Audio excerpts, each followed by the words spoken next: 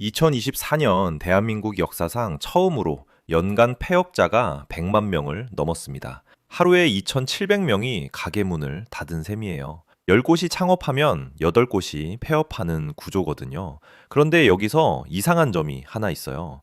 경제가 회복세라는 뉴스는 계속 나오는데 실제로 골목 상권은 빠르게 무너지고 있다는 겁니다. 도대체 무슨 일이 벌어지고 있는 걸까요? 오늘은 지금 이 순간에도 가장 빠르게 사라지고 있는 자영업 7개 업종의 이야기를 해드리겠습니다. 그리고 이 업종에 계신 분들 또는 창업을 고민하시는 분들을 위한 현실적인 조언도 함께 전해드릴게요. 먼저 동네 빵집부터 보겠습니다. 2024년에만 3,591곳이 문을 닫았어요. 하루 평균 9.8곳이 사라진 겁니다. 5년 전인 2020년에는 2,101곳이 폐업했는데 불과 4년 만에 폐업 숫자가 70%나 늘었습니다. 한 언론 보도에 따르면 경기도에서 제과점을 운영하던 50대 사장은 코로나 때도 버텼는데 손님이 줄고 재료비는 오르니 월급을 제대로 가져간 적이 없다며 결국 폐업 신고를 했다고 해요. 실제로 제빵 마진율이 15% 수준인데 원자재 가격이 5.9% 급등하면서 마진이 거의 사라졌습니다. 계산해 볼까요? 2,000원짜리 빵 하나에 남는 돈이 300원이었는데 이제는 200원도 안 되는 거예요. 여기서 임대료, 전기요금, 인건비 빼면 정말 남는 게 없습니다. 더 큰 문제는 대기업 프랜차이즈와의 경쟁이에요. 파리바게뜨는 2024년 전국 가맹점 3,000개를 돌파했습니다. 대량 구매로 원가를 낮추고 브랜드 파워로 고객을 끌어들이죠. 동네 빵집이 경쟁할 수가 없는 구조거든요. 문구점은 상황이 더 심각합니다. 2018년 약 10,000곳이던 문구점이 2024년에는 4,000곳으로 줄었어요. 6년 만에 60%가 사라진 겁니다. 한 지역 언론 보도에 따르면 전주에서 문구점을 운영하는 한 업주는 인터넷 쇼핑몰 프랜차이즈 문구점이 확산하면서 손님이 많이 줄었다며 어려움을 토로했다고 해요. 예전에는 학생들이 학교 끝나면 꼭 문구점에 들렀거든요. 공책도 사고 연필도 사고 그랬는데 이제는 학교에서 다 제공해 주는 거예요. 학습 준비물 지원 제도라고 해서 학생 한 명당 4만 원씩 지원하는데 학교에서 일괄 구매하니까 동네 문구점에는 손님이 안 오는 겁니다. 여기에 다이소의 등장이 결정타였습니다. 다이소는 2024년 매출 4조 원을 돌파했어요. 영업이익률이 7.5%인데 이마트 1.6%, 롯데마트 1% 미만과 비교하면 압도적이죠. 전국 1,519개 매장에서 초저가 문구류를 판매하고 있습니다. 실제로 다이소 한 곳이 개업하면 주변 문구점 6에서 8곳이 폐업한다는 추정이 있어요.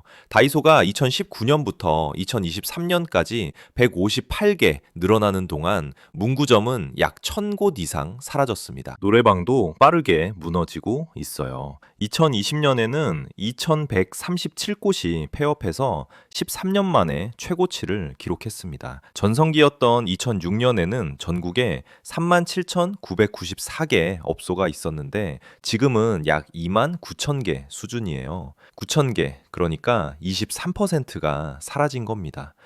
업계 관계자들에 따르면 김영란법 시행 이후 접대 문화가 사라지면서 노래방 매출이 반토막 났다고 해요. 지난해부터는 2차 회식 장소로 노래방을 찾는 직장인도 급격히 줄었고요. 주 52시간제 도입되면서 회식 후 2차는 노래방이라는 공식이 완전히 깨진 거예요. 계산해보면 코인 노래방 기준으로 월세가 200만 원, 반주기기 인증비, 저작권료, 전기요금 합치면 영업 안 해도 월 400만 원이 나갑니다. 하루 10시간 영업해서 10만 원 벌면 한 달에 300만 원인데 고정비도 못 건지는 거예요. 세탁소도 조용히 사라지고 있습니다. 2017년 약 2만 7천 곳이었는데 2024년 6월에는 2만 400곳으로 줄었어요. 6년간 7천 곳, 26%가 감소했습니다. 연평균 1,000곳씩 줄던 게 2023년부터는 연 2,000곳 이상으로 가속화되고 있어요. 여기서 역설적인 상황이 벌어집니다. 국내 세탁 시장 규모는 2023년 5.7조 원에서 2028년 7.2조 원으로 성장할 전망이거든요. 시장은 커지는데 동네 세탁소는 줄어드는 이유가 뭘까요? 바로 비대면 세탁 플랫폼 때문입니다. 런드리고는 5년간 매출이 30배 성장했어요. 2023년 매출이 492억 원이에요. 워시스왑은 2020년 79억 원에서 2023년 333억 원으로 4배 넘게 뛰었습니다. 크린토피아는 전국 2,700개 이상 가맹점을 운영하고 있고요. 앱으로 수거 신청하면 집 앞에서 가져가고 배달해주는 편의성에 개인 세탁소가 경쟁할 수 없는 거예요. 비대면 세탁 서비스 비중이 현재 4%에서 2028년에는 20에서 25%로 급증할 전망입니다. 부동산 중개업은 어떨까요? 2024년 한 해 동안 11만 1,576명이 폐업했습니다. 전체 폐업자의 11.1%를 차지할 정도로 많은 수거든요.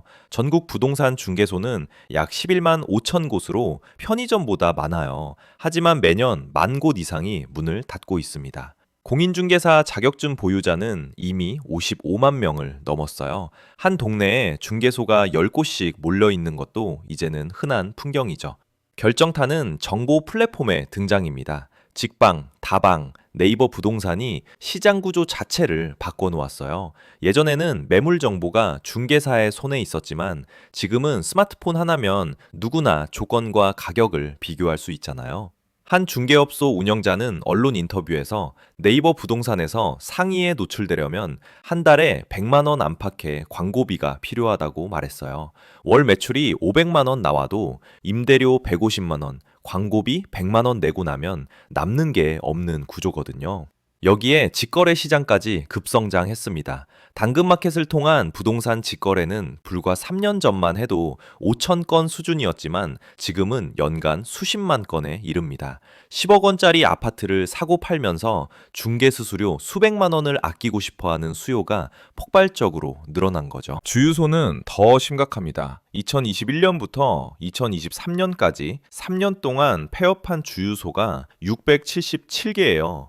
매년 200개 이상씩 사라지고 있는 겁니다. 에너지경제연구원은 2040년까지 8,529곳의 주유소가 폐업할 것으로 전망했어요. 현재 전국 주유소가 약 11,000개 수준인데 17년 후에는 77%가 사라진다는 뜻입니다. 한국주유소협회 관계자의 말입니다. 망해서 폐업해야 하는데 최소 1억 5천만 원이라는 돈이 필요해요. 유류 저장 지하 탱크 철거 비용 800만에서 1,000만 원, 건축물 철거 비용 2천만에서 3천만 원, 토양 정화 비용까지 합치면 수억 원이 들거든요. 부지라도 팔리면 다른 업종으로 전환할 수 있지만 부지 판매가 잘 안 되니 방치할 수밖에 없는 상황입니다. 전국적으로 약 100곳의 주유소가 폐업 비용이 없어 완전히 방치된 흉물로 남아 있어요. 지속적으로 늘어나면서 지역 환경과 안전에 심각한 문제를 초래하고 있습니다. 마지막으로 스크린 골프장입니다.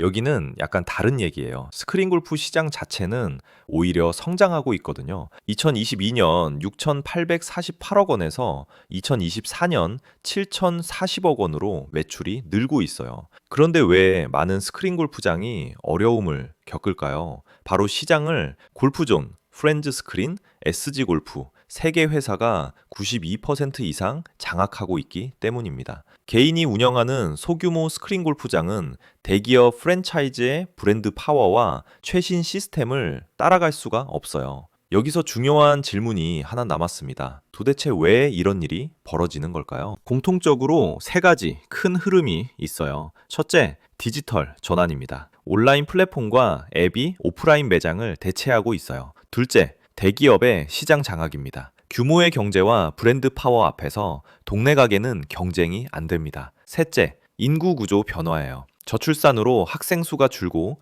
1인 가구가 늘면서 소비 패턴 자체가 바뀌고 있습니다. 예를 들어 볼까요? 동네 빵집이 빵 하나를 팔려면 밀가루를 소량으로 사야 하니까 킬로그램당 2,000원에 사요. 하지만 파리바게트는 대량 구매로 킬로그램당 1,200원에 삽니다. 같은 빵을 만들어도 원가가 40% 차이 나는 거죠. 여기에 브랜드 인지도까지 더해지니 동네 빵집이 이길 수가 없어요.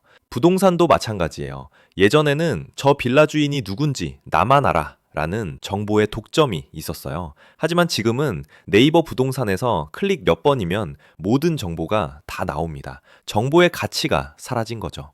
주유소는 더 근본적인 문제예요. 전기차 시대가 오면서 산업 자체가 사양길로 접어들고 있거든요. 2024년 기준 전기차가 이미 60만 대를 넘어섰고 2035년부터는 내연기관차 판매가 전면 금지됩니다. 아무리 열심히 해도 고객 자체가 사라지는 구조인 거예요. 그렇다면 이 업종에 계신 분들은 어떻게 해야 할까요? 현실적인 조언을 드리겠습니다. 먼저 업계 종사자를 위한 생존 전략입니다. 첫째, 틈새 시장을 찾으세요. 대기업이 못 가는 곳으로 가야 합니다. 예를 들어 동네 빵집이라면 대기업이 하지 않는 맞춤형 케이크나 특수빵 시장으로 가는 거예요. 실제로 대전 성심당은 지역 특화 전략으로 2024년 매출 1,000억 원을 돌파했습니다.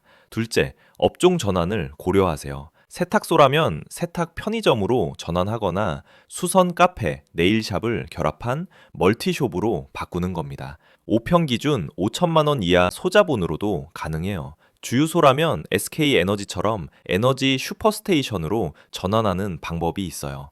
태양광, 수소 연료 전지, 전기차 충전소를 더한 복합 에너지 거점으로 바꾸는 거죠. 부지가 넓다는 장점을 살려서 도시명 물류센터나 택배 거점으로 활용할 수도 있고요. 셋째, 온라인 연계는 필수입니다. 문구점이라면 인스타그램이나 스마트 스토어로 특수 문구나 캐릭터 상품을 판매하세요. 오프라인 매장은 체험 공간으로 실제 판매는 온라인으로 하는 거예요. 이제 소비자나 창업을 고려하는 분들을 위한 조언입니다. 첫째, 창업하기 전에 폐업 비용부터 계산하세요. 주유소는 폐업에 최소 1억 5천만 원이 들어요. 노래방도 권리금 회수가 안 되면 수천만 원 손해를 보는 구조예요. 하고 싶은 업종이 아니라 폐업 부담이 적은 업종을 선택하는 게 현명합니다. 둘째, 진입장벽이 낮은 업종은 경쟁도 치열하다는 뜻입니다. 부동산 중개업이 공인중개사 자격증만 있으면 시작할 수 있어서 55만 명이 몰렸잖아요. 그 결과 한 동네에 10곳씩 몰려서 서로 죽고 죽이는 경쟁을 하고 있어요. 셋째, 정부 지원 제도를 활용하세요. 소상공인 시장진흥공단의 희망 리턴 패키지를 이용하면 점포 철거비를 최대 600만 원까지 지원받을 수 있어요. 재기 교육과 전직 장려 수당으로 최대 100만 원도 받을 수 있고요. 한국자산관리공단의 새출발 기금은 채무조정, 상환기간 연장, 금리 인하를 지원해요. 담보 10억 원, 무담보 5억 원 한도예요. 마지막으로 가장 중요한 말씀을 드리겠습니다. 50대 창업자의 소득은 평균 25.1% 하락한다는 KB금융지주 분석이 있어요. 창업하면 뭐라도 되겠지라는 생각은 위험합니다. 시장의 구조적 변화를 정확히 이해하고 생존 가능한 틈새를 찾거나 과감히 다른 길을 선택하는 것이 현명해요. 7개 업종의 공통점은 열심히 해도 안 되는 구조라는 겁니다. 개인의 노력이 아니라 산업 패러다임 자체가 바뀌었거든요. 중요한 건 변화는 어느 날 갑자기 오지 않는다는 거예요. 항상 신호를 먼저 보냅니다. 그 신호는 이미 우리 동네 곳곳에서 터져 나오고 있어요. 빈 가게가 늘어나고 임대 안내문이 붙고 오래된 가게들이 하나둘 사라지는 모습. 이게 다 신호입니다. 여러분은 동네에서 가게들이 사라지는 이유가 뭐라고 생각하시나요? 그리고 또 어떤 가게들이 사라질 거라고 생각하시나요? 댓글로 여러분의 이야기를 들려주세요. 이 영상이 도움이 되셨다면 좋아요와 구독 부탁드립니다. 다음에도 아무도 말해주지 않는 산업의 민낯을 파헤쳐서 찾아뵙겠습니다. 감사합니다.